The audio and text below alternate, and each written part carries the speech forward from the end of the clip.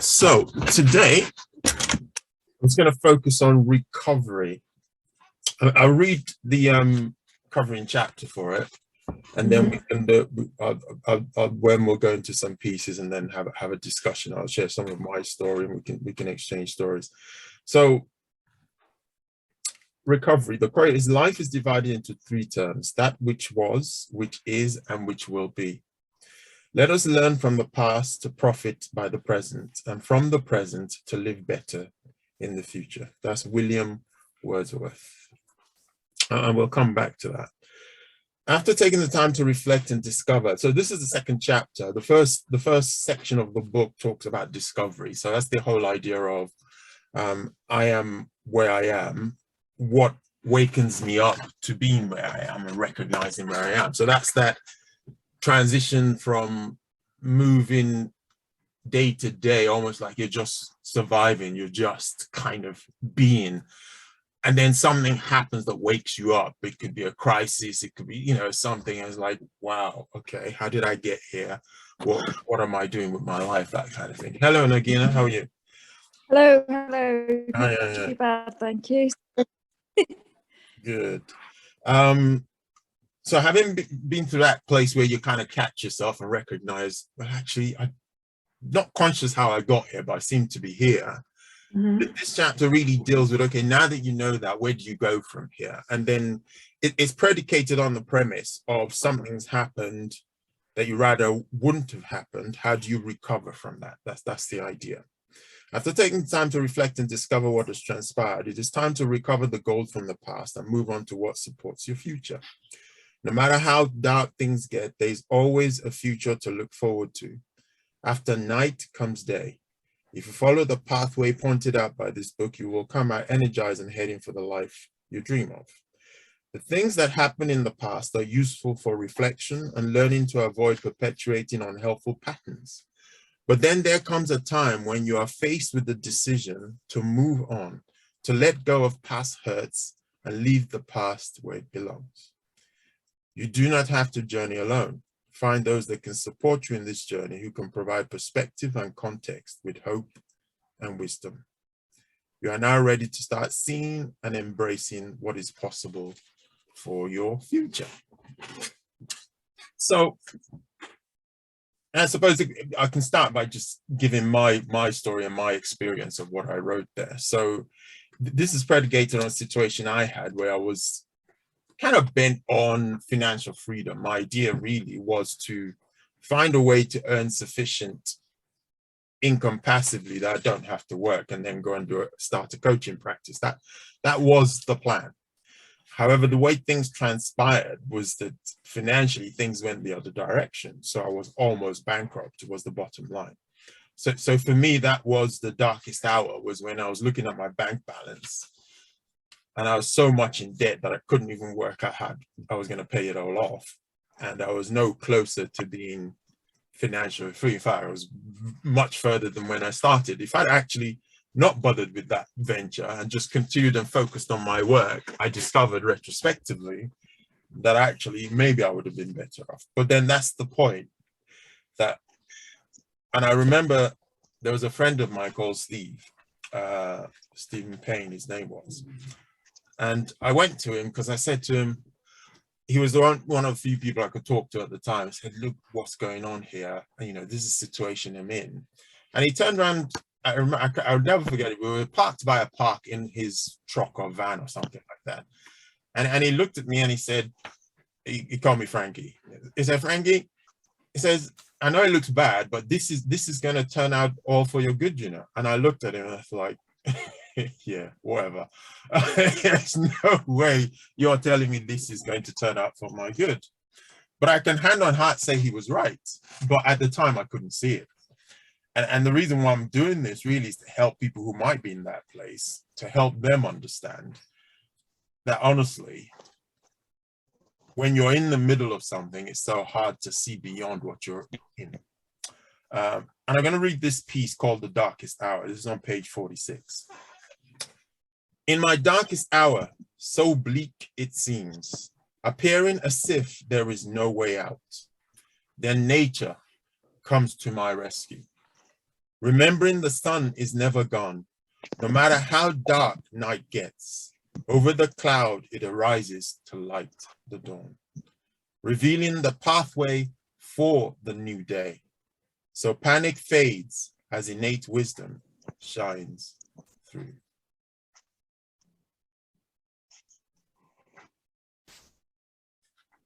So what do you hear in that? What comes to mind when you hear those words?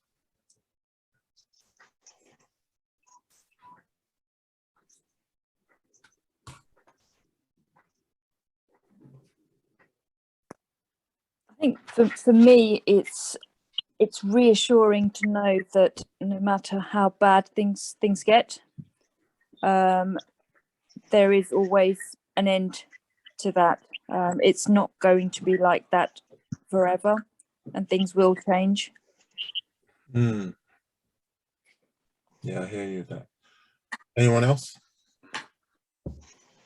Yeah, the exchange between panic, so panic fades and innate wisdom comes in, because I think that's really what you need to move forward, because in the state of panic, all you can do probably be foolish because you're acting from panic and fear, so wisdom taking over just means you're really ready to exit. Thank you. Anyone else?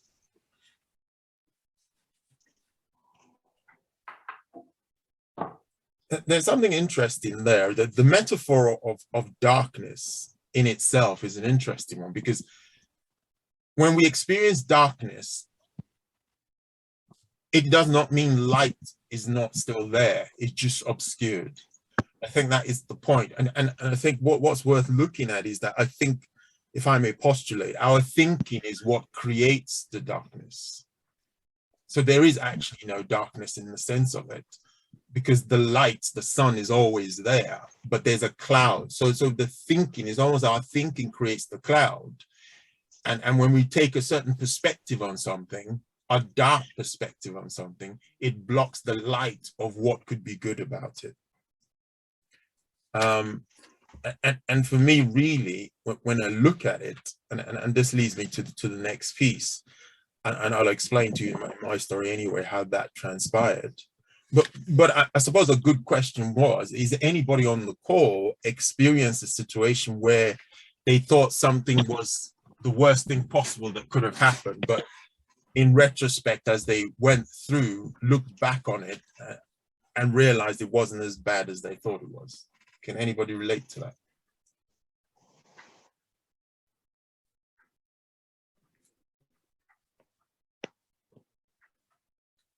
Yeah, absolutely. I mean, as they say, we see with hindsight. So just so many instances where you just think, well, I've just thought, oh, this is just the end, I'm going to sink. What's going to happen? Why did this happen? And after a few months of going through it and looking back, you'd realize that, well, if that didn't happen, I wouldn't be here. So actually, it's good that it happened. So yeah, there are many instances in my life. I love that. And I love what you said there. If that didn't happen, I wouldn't be here. And that, I could literally just insert my story in there as well. That if what I went through didn't happen, I wouldn't be here. Simple.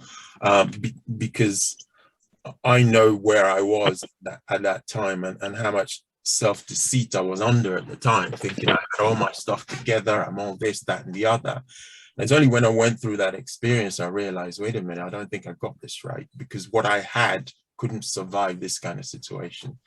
And that literally, a sense of empathy for my fellow man would not have arisen if I didn't go through what I went through. Because I was very judgmental, I was very kind of, and what was ironic was the judgment was based on falsehood. So it's not like I really had my stuff together. It's just I deceived myself into belief that I did. And ultimately, in the end, yeah, I really now can sit with somebody in whatever they're going through and honestly say, I feel for you, because I know what it's like to go through a situation that you'd rather wasn't the case. I'm going to read another piece. It's called The Good, the Bad, and the Ugly. Good things come out of situations that look ugly. We see the ugly and call it bad. But if we look more carefully, then we can see right through the ugliness to the good that it obscures. As long as the universe has our back, everything we face has a lesson to teach. Even if it wears an ugly mask, that does not make it bad. We no longer see the bad in the ugly, but the good that lies therein.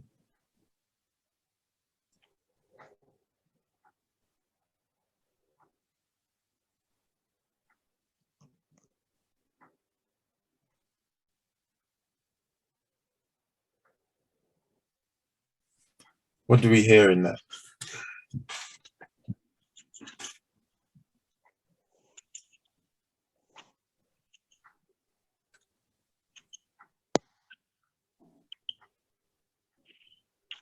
It's just encouraging me to take time and look deeper into whatever I'm going through, encountering. Just not take it at face value and automatically conclude upon, first of all, meeting it that, look, this is just awful, this is terrible.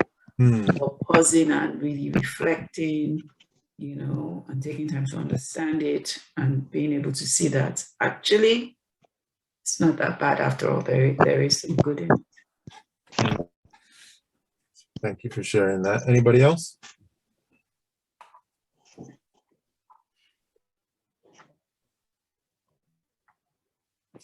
Sorry, my apologies. Who's Techno Spark for?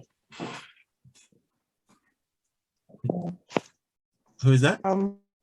It's Fumi Ige. Oh, hello, Fumi. How are you? Sorry.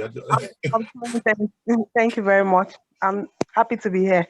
Yeah, good. Any reflections on that from you? Yes, please. Exactly.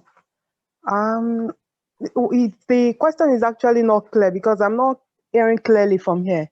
Ah, okay. Sorry, I was just asking if from the piece I read, whether you got any thoughts that you'd like to share? That's exactly what I'm saying, that I couldn't hear what you've just read. Oh, okay. All right. I'll try and project a bit better next time. Okay. All right. Thank you. Okay. All right. So,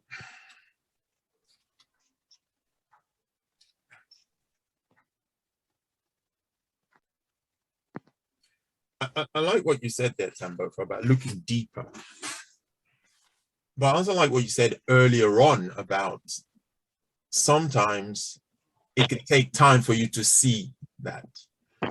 And it's giving ourselves the permission to let that time, because we're so much in a hurry, right? It's giving ourselves the permission to actually go through what we're going through. And as we begin to reflect, then over time, we begin to see more and more of what is there. Hello, can you hear me? Yeah? Can you still hear me? Yeah. Yeah. Yeah, just checking. And I suppose for me, when I look at, you think, well, there can no good come out of financial ruin, effectively. That's how I saw it. But what it opened my eyes to see was that I'd bought into this idea that my well-being was based on how much money was in the bank account.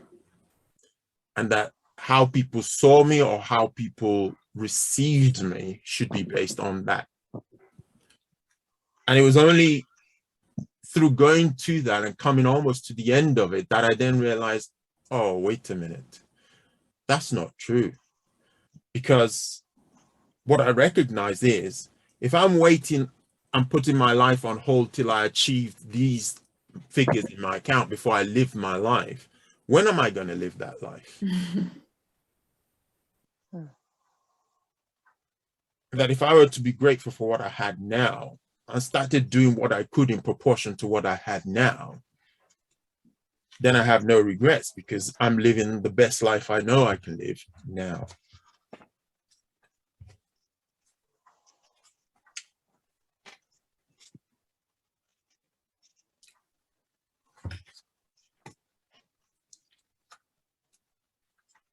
Any other thing come to mind as we were talking?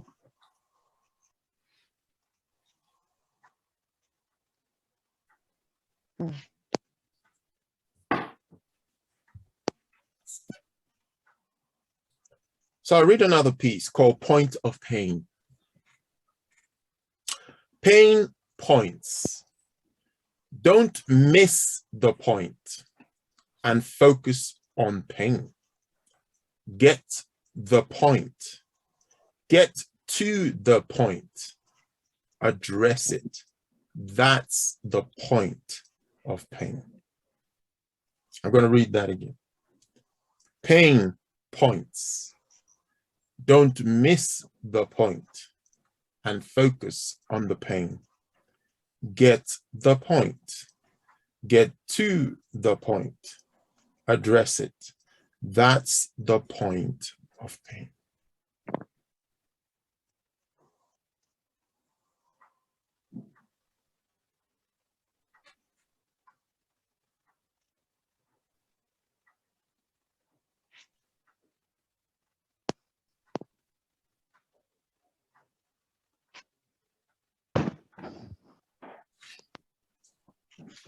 What do you hear?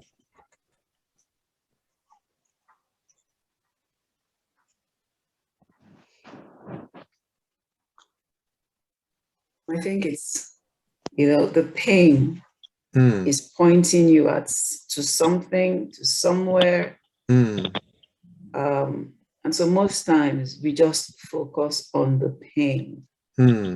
We don't see where it's pointing us to or what is pointing at within us. But if we do, then we'll be able to get to that point and address if it is a problem, if it's an issue, actually deal with the thing it's pointing us to or to the place it's pointing us to get to.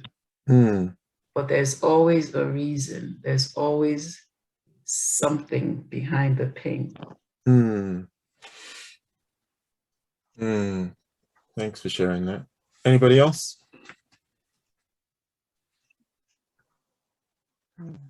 Nagina, what do you have?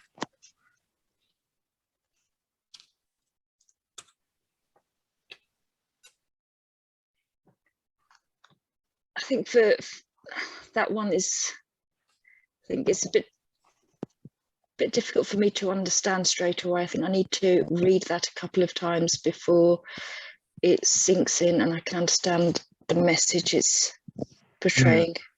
No, I hear you. I hear you. So the interesting thing with pain, I remember, so I'll tell you, so one of the things that got me into trouble financially was I got into something called, it was sports betting, it was called. So basically you speculate on a sports event, and the idea is that you're meant to be able to speculate on what the outcome is going to be. Now, what was interesting was, in some of those instances when that was happening, and the event was going on, I could literally feel very heavy beat. My heart was beating so fast. It was, almost like something was going to go wrong. Oops, whose video is that? Sorry. Give me a second.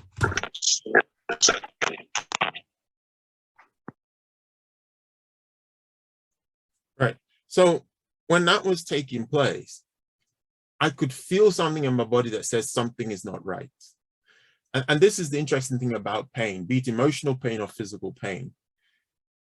Pain is designed to get your attention. That is the job of pain. So if you're unable to feel pain, and I remember reading the story of a boy who could not feel pain.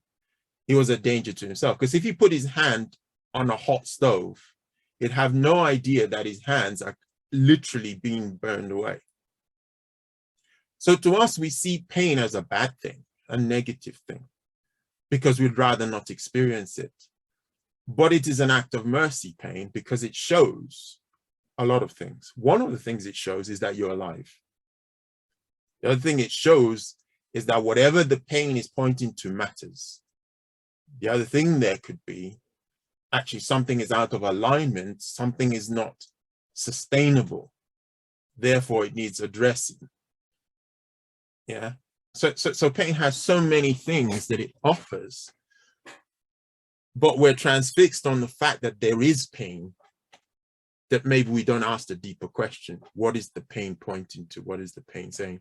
And as something Tambofo was saying earlier, was to point to the fact that sometimes the pain is not even saying that you've done anything wrong or that there's anything wrong with you. The pain might just be saying you feel this because that thing mattered that much.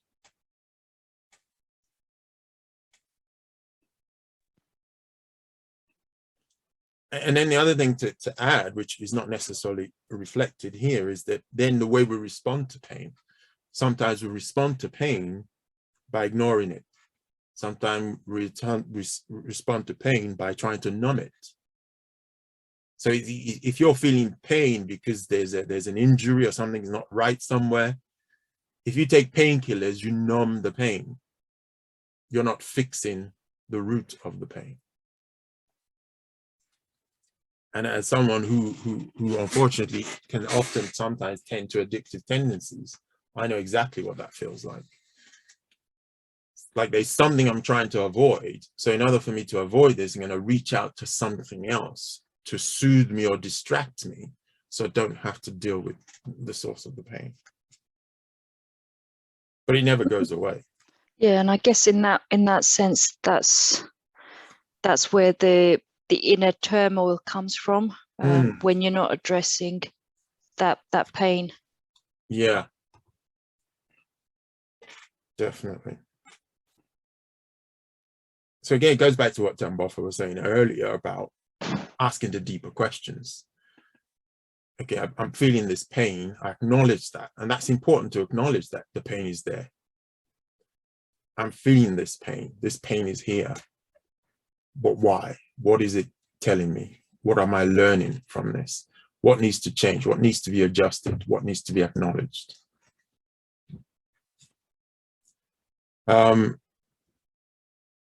Anything else on that before we move on?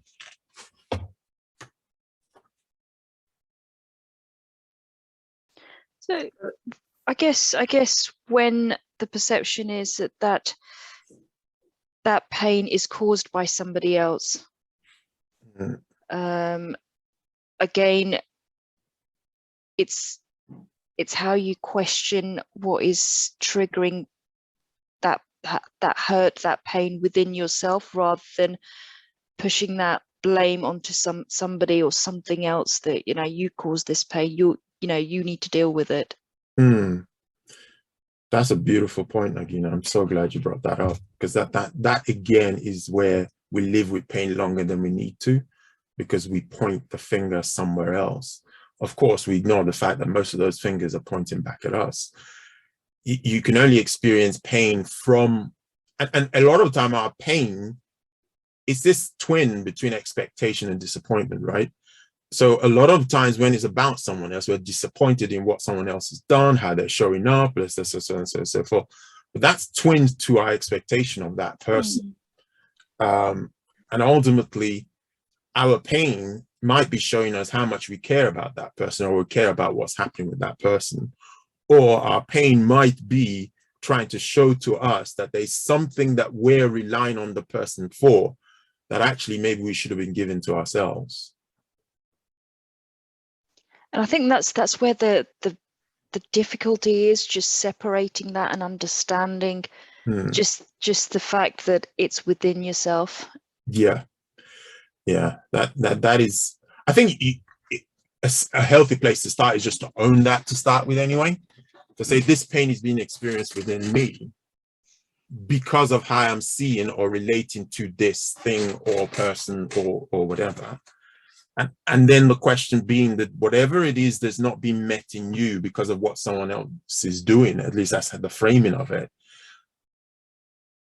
how do you give yourself that?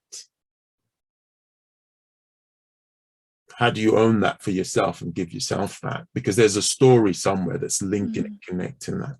And please don't hear me say that you have no right to expect good of someone else or to whatever. That's not my point. My point is to not put the solution to that on that other person, because that you have no control over. You have no control over that whatsoever. But I think once you begin to understand that and you begin to pay attention to how you're reacting or how you feel around someone and you own it, I can't keep stressing that enough. To own that I feel this way about this because, and if you don't know what the because is, that's where the inquiry is. I feel this way because, okay, what is my expectation that I've put on this person? I love something that Oprah Winfrey said, that Maya Angelou said, that when people show you who they are, believe it the first time. That don't wait for them to, you know, so you can set your expectation, but if someone shows you who they are, just believe that. And that's what they are. That's how, and it's them, it's not you. You're not owning that. That's them, how they're showing up. But how you react to that, then question yourself about that. Anything else on that before we move on?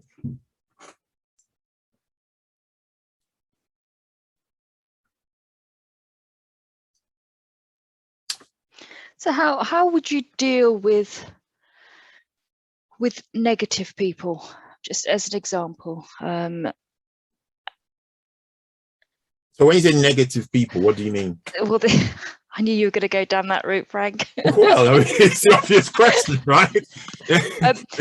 Somebody that's, I'm going to use this word, but I know it's going to come back to me. What do you mean by, so somebody that just triggers you? Okay, no, that's beautiful. You have completely answered your own question. Yeah. The person is doing you a favor, right? Because that's what we're talking about here. Pain has come to show you something that you might not have been aware of. So if someone triggers you, that's a gift. Because what they're saying to you is, don't forget, the trigger is not in the person. The person is pressing a trigger. The trigger belongs to you. So if someone triggers you, someone is telling you there's a button. It's someone called Spirit. Her name is actually Spirit, which is, I think, a fancy name, good name. She's a trained counselor, and I heard her say, and I never forget this: no one can press a button that doesn't exist. So if someone's pressing your buttons, guess where the buttons are? They're on you. Yeah. So they've come to give you a gift. You have got a button that they're able to press. Without them pressing the button, you might be completely oblivious of the button existing. I like that. Just take that button away. Yeah, just recognize there is a button. Yeah. Explore what the button is. You can diffuse the button, but you need to know it's there. You need to be aware of it. Yeah. And very often, for someone to trigger you in a way, there's either a belief you have about how things should be that is not being conformed to, or how someone should be that they're not conforming to. Or there's something you're looking for from someone else because you've not given it to yourself. And here's something to bear in mind. When we grow up, when we're children, we're meant to get needs met by other people. However, when we grow up, we're meant to develop the agency to begin to give ourselves those things, because we're no longer children in that regard. But because we've been set from when we were young into be looking outside of ourselves for those things, if we never grow or mature in those areas, we are still expecting someone else to give it to us, someone else to validate us, someone else to love us, someone else. And if we don't give ourselves that love, then we look to someone else because we've not evolved in that area. And that's not a judgment. That's just, it's reality. But it's the recognizing of that and beginning to give yourself that which you're looking for others to give to you. Does that help? Yes. Yeah. Anything else on that before we move on? Right. There's another part I want to move to do with this recovery. One of the problems I had, I don't know, I think it's because maybe when I was younger, I did, when I reflect back, I think there were many periods of my life where I kind of tried to, I was on my own in a way. I wasn't, but I was, because I wasn't relying or looking to other people. So I developed this mentality that if anything's going to happen for me, it's got to be up to me. So I developed this solitary way of being. Therefore, when I was in a problem, I didn't think I needed to go to anybody else. I felt I should be able to sort this out on my own. I should be able to work out what's going on, and I should be able to fix it. And it's my responsibility to fix it, which ironically also means if someone else is coming to me to fix them, I don't know. I mean, you should be fixing stuff, right? But that story I told you about my friend in the van and talking, that was probably one of the first times I'd been outside of myself to speak to someone else about something I was encountering. Now, here again is the gift of the problem. The problem pushed me to the point where I realized I couldn't try and deal with this on my own. So all the other problems I'd had before then, I figured I could sort out on my own. But this pushed me to the point where I realized I couldn't sort it out on my own. And that was a gift, because it's the first time I reached outside of myself to try and do that. So I'm going to read this piece called Giants. Standing on the shoulder of giants, never before seen perspectives coming into view. Insights once obscured, now exposed, seeing further than ever before. Standing on the shoulder of giants, felt more capable than I ever could.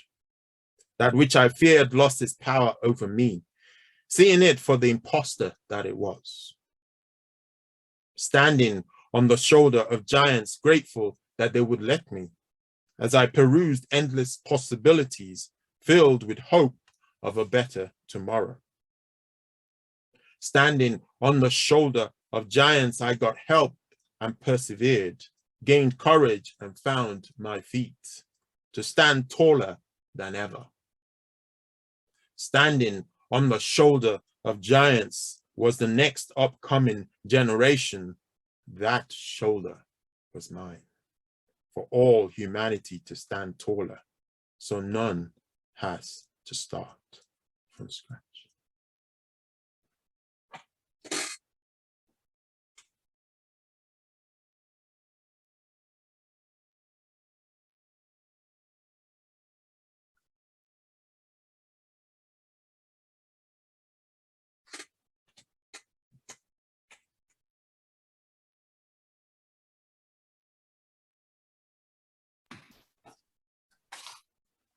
I think that was really beautiful. One thing that struck me was that you stood on the shoulder of giants. So it's not just anyone. You could have stood on anyone's shoulder, but a giant is, someone who, but depending on what you use to measure the person clearly had something that gave you a higher perspective into whatever you were dealing with, a wider perspective that enabled you to have more hope in the course of recovery.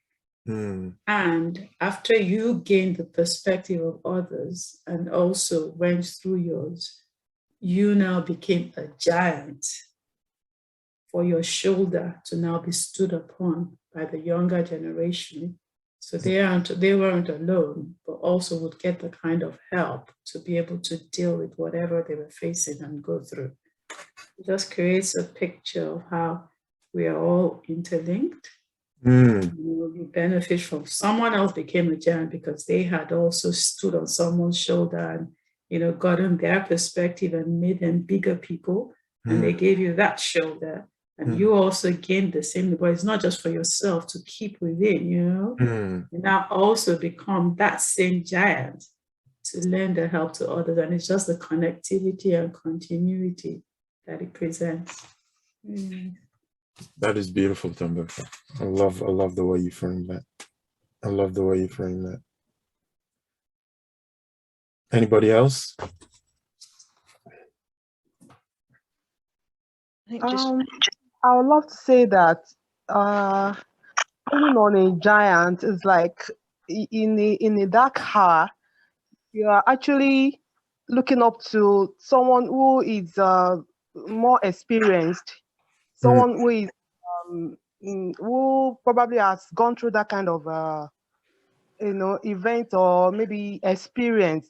Someone who actually put you through, someone who could actually encourage you that it is not the end of everything.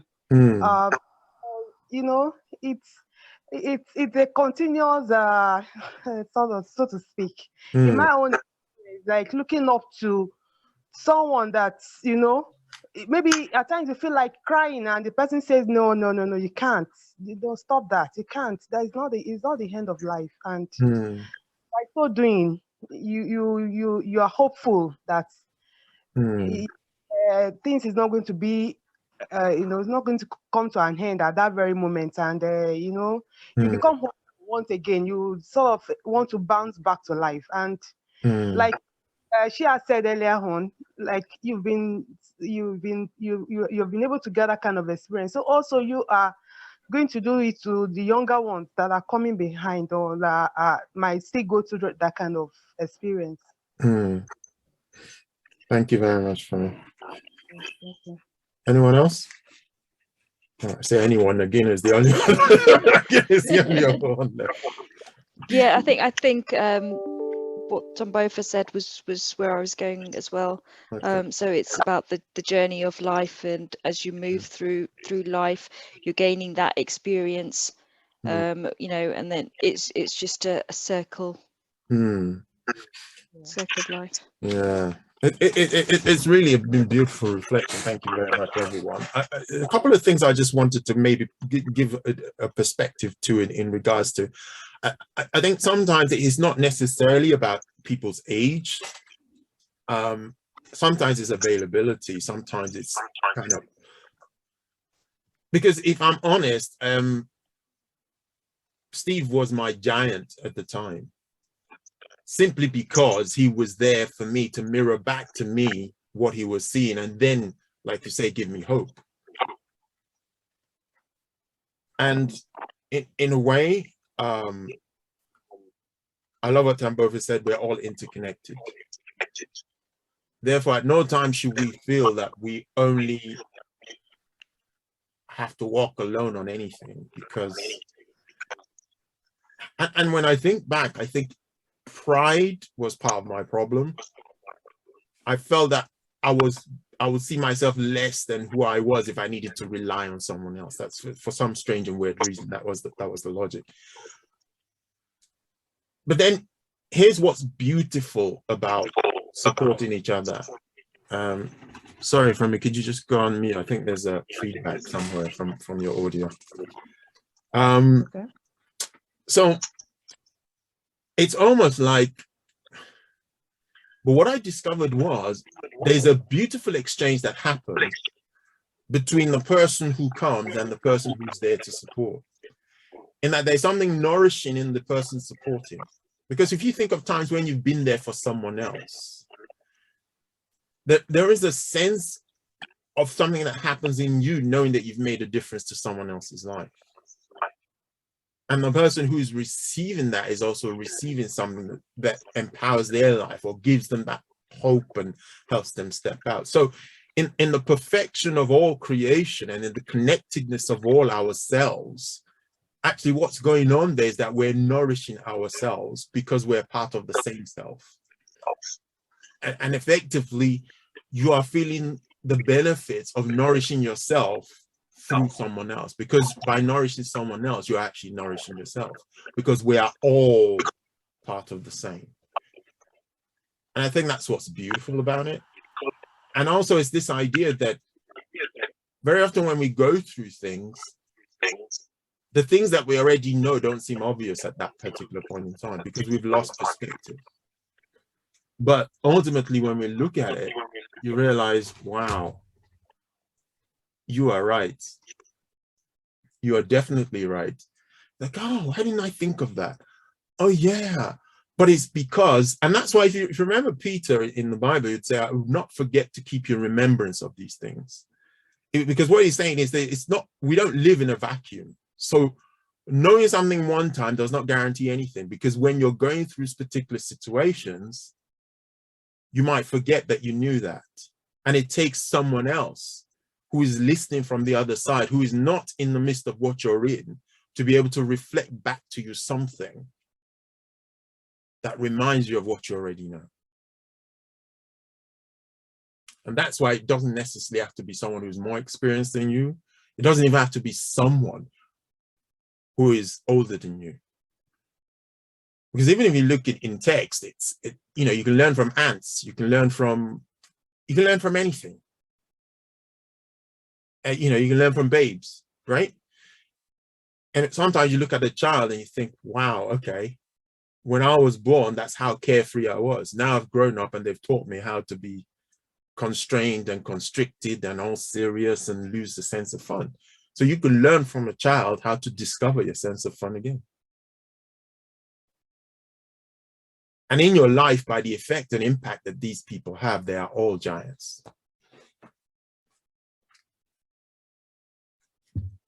Any reflections, thoughts on that?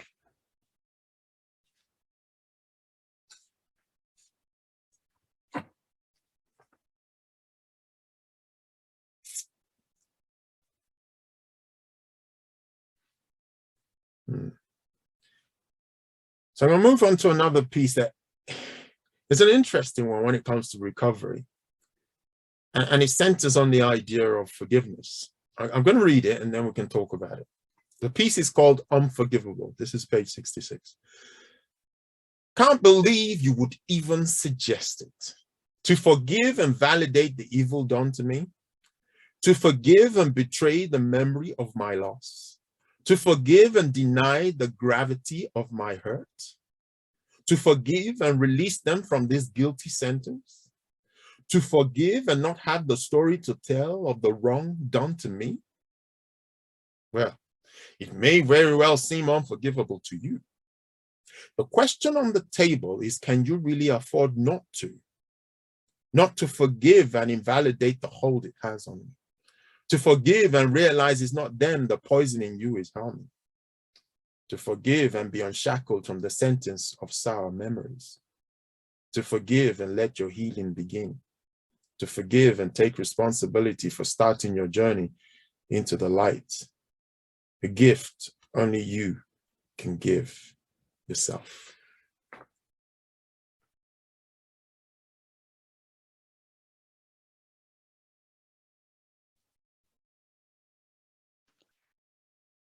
I think that's all about letting go of the pain, the turmoil and inside of you. Because if you don't, then the only person that's going to end up hurting even more is yourself.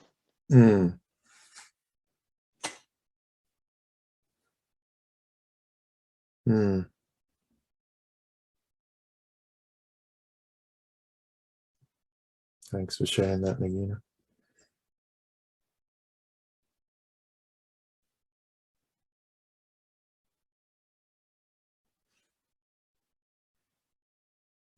I had quite a personal journey with forgiveness myself, actually. Unfortunately, myself and my dad didn't get on for different reasons. And he was always guilty, obviously. But it came to a point in my life where I realized, you know what? It's only so long I can keep blaming my father for anything that didn't work in my life. I kind of, at some point, had to say, you know what? Whatever I think he didn't do right, or you know, missing in action or whatever else I wanted to cast at his door, I had to decide to let it go. Like you said, Nikina, just to forgive it all and let it go. Because it was a gift for me. It was about me not being shackled to the past anymore. Not being shackled to what I think someone did or didn't do to me or for me, as the case may be. Because in truth, those things no longer exist, because in this present moment, it's gone. But by holding on to those things, I was allowing what no longer existed to have a negative impact on my current experience. So by me just looking at it and thinking, I let this go. I let go of any expectation that someone should have done something or done something differently. I love what you said then again about that.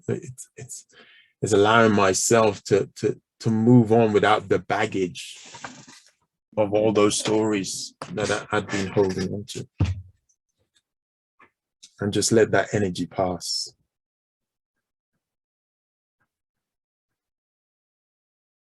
Anyone else on forgiveness, or have any experience with this kind of thing, or does it speak to anyone else?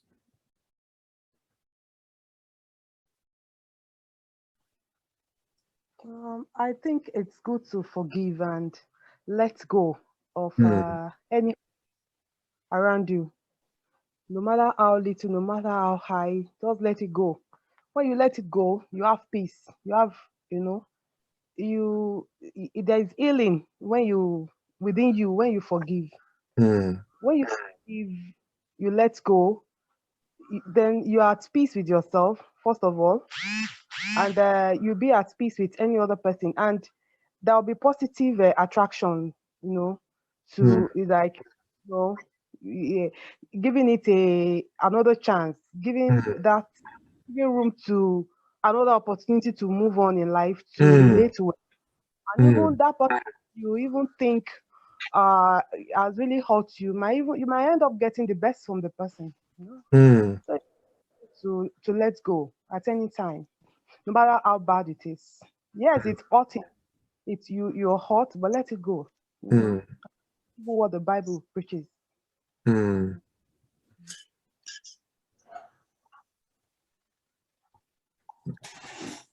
Thank you so much for that.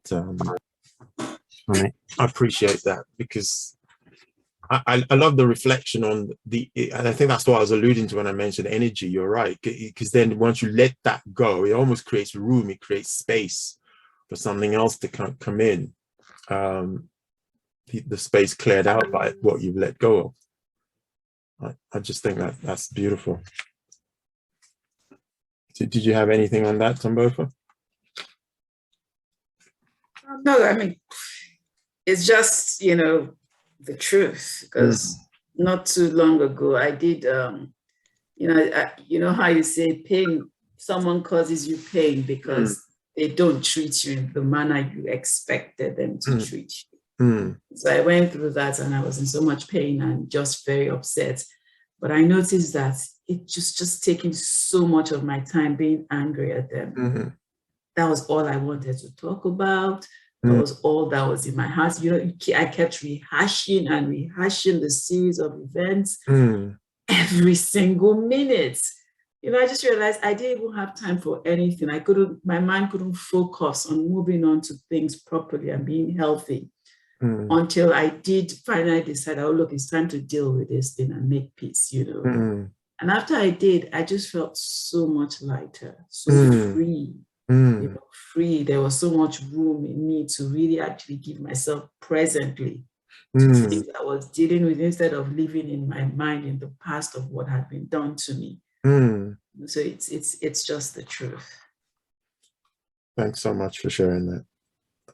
Thanks so much for sharing. I love what you say about feeling lighter, and yeah, that definitely is a wonderful experience. I know when I went through there was lots of tears, really, and it was interesting because I didn't know that was in there. That's the interesting thing. But I suppose as a guy, the bravado and everything else that goes with it. So it was only until I kind of made that. Yeah, I actually said it out to myself. There's nobody there, but I was just saying it out to myself. I let go of this. And then the tears came and everything. I thought, oh, so this mattered that much to me.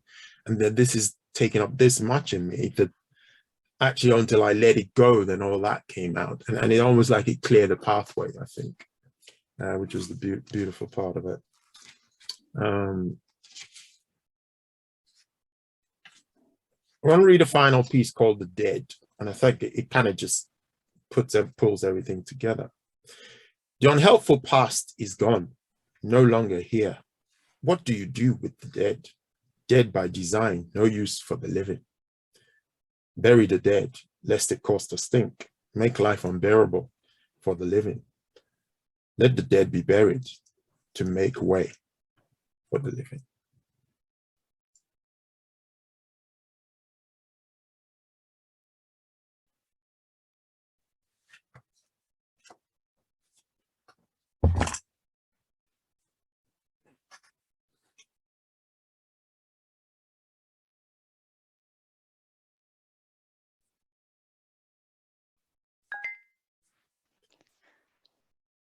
Again, it's about letting go, not holding on to that baggage.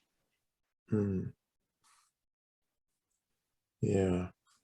And I suppose one of the things I put in the email I sent out about this was this whole idea of there are things to learn from our past. So the idea is not that you never look at it. But once you've looked at it, it's okay, what has this taught me? What have I learned? What's going to be any different in future based on what's happened? And it's kind of like, okay, I got that. Let's move on. Yeah. So for me, if I reflect back now at what happened, what did I learn? I don't have to walk alone. I can share with people. I can share life with other people. What have I learned? Well, actually, everything that promises to make you a millionaire is not necessarily worth chasing, right? What else have I learned? That everything that has happened to me has turned out for good. So it's just so much I've learned from what's happened. But part of my recovery is to take that learning and then say, okay, today's a new day. How am I showing up today? And start from there. Because if I'm stuck in the past, it's like a blockage to me making progress. Because even though that past no longer exists, my mind is creating it for me in the present moment. And another thing which is not covered in this piece is worth remembering is that, you know, your memory of the past is not accurate. Your memory of the past is not reliable. And it was interesting. I was on a book club meeting yesterday. And one of the things they were talking about was there was two different individuals in that group who received these photos in the mail that showed their cars contravening some sort of traffic infringement. Yeah. Whatever it may be, speeding, going in the wrong lane or whatever. But what was interesting is to them, that never happened. As far as their memory was concerned, it never happened. And the only thing that proved that it happened was the evidence of the photo with the timestamp and the location. Well, that's your car, that's the time, that's the place. And then in retrospect, having now accepted that, okay, maybe there's a possibility it might have happened, they then remembered when that must have happened. Now, that is a perfect example of how unreliable our memories are. So even when we're trying to work off the past, which past are you actually working on? Because you can't rely on what it brings back to you. I think it's interesting that when I look back to when I was growing up, all I remember are long summer days playing in the park. When, you know, we know that it was a lot more than that, but that's all I can remember. Yeah. Yeah, selective as well, isn't it? Yeah. Yeah. Selective. And it's not uncommon to have two children will be in the same household, same parents, same everything. Yeah. One will say it was horrible childhood, one will say, oh, it was one of the most wonderful childhood ever. It's like, well, which is it? So yeah, the past may give us the gift of knowledge and understanding or whatever, but